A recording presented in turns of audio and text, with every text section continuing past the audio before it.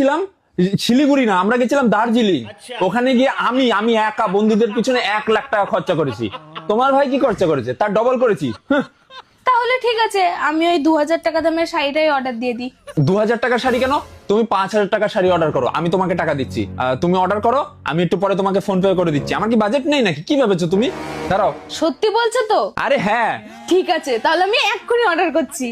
ভাই, তোর বুদ্ধিটা কিন্তু সেরা ছিল। আমি এখন 5000 টাকা দামের শাড়ি অর্ডার করছি।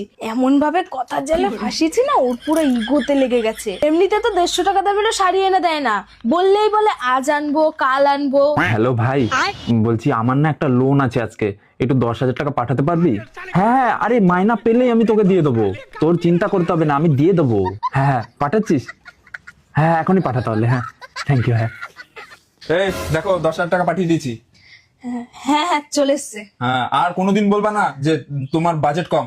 আমার অনেক বাজেট, তোমার ভাইয়ের থেকে দ্বিগুণ বাজেট, ডবল। সেজন্য 5,000 এক্সট্রা পাঠিয়েছি। আর বলবা না কোনোদিন ভুল করো।